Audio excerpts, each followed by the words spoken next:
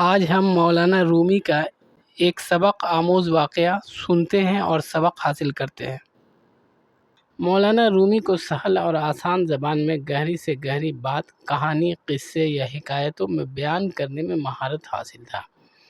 افریقہ کا ایک جزیرہ تھا، وہ بہت ہی خوبصورت اور من کو موہ لینے والا تھا۔ اس جزیرہ کے ٹھیک پیچھے ایک خطرناک جنگل بھی تھا۔ اس جنگل میں بہت سارے جنگلی جانور، زہریلے سانپ اور اژدہے رہتے تھے، جو اس جنگل کو کافی ڈراؤنا اور جہنم کی وادیوں میں سے ایک وادی بنا دیتا تھا۔ اس جزیرہ کا ایک قانون تھا کہ سال کے پہلے دن جو شخص یا مسافر سب سے پہلے اس جزیرہ پر آ کر اترتا تھا، اسے پکڑ کر وہاں کے لوگ خوب ٹھاٹ باٹ سے سجا دھجا کر اس جزیرہ کا راجا بنا دیتے تھے، اور اس کے لیے ایک خوبصورت محل تھا۔ اس میں سارے آرام و آسائش کے سامان مہیا تھے، دھن دولت کی کوئی کمی نہیں تھی، وہ جتنا چاہتا سال بھر کے اندر خرچ کر سکتا تھا۔ لیکن اس جزیرے کا ایک عجیب اور سخت قانون بھی تھا۔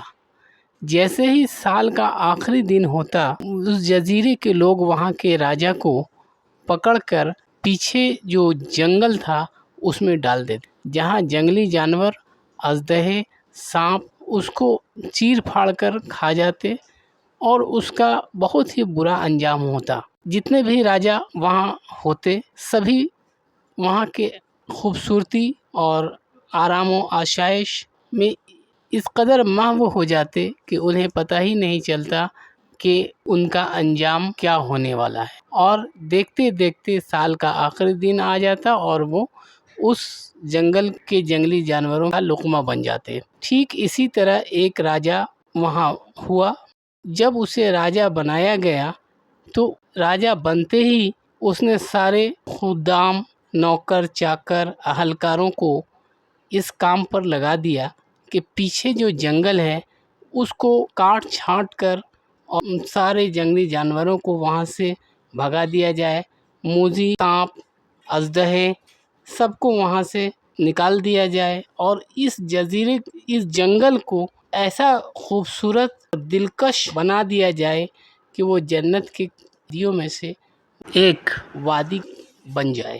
اس طرح جتنا بھی دھن دولت وہ خرچ کر سکا وہ خرچ کیا، اور اس جنگل کو بالکل ایک باغ کی جیسا بنا دیا، تاکہ جب سال کے آخری دن اسے وہاں پھینکا جائے تو اس کا انجام بھی اور راجاؤں کی طرح نہ ہو۔ ٹھیک سال کا آخری دن آیا اور اسے بھی اس محل سے نکال کر جنگل کی طرف ہتھکڑی لگا کر لے جایا گیا۔ اس نے کہا، میرے ہتھکڑی کھول دو، میں اس جنگل میں خوشی خوشی چلا جاؤں گا۔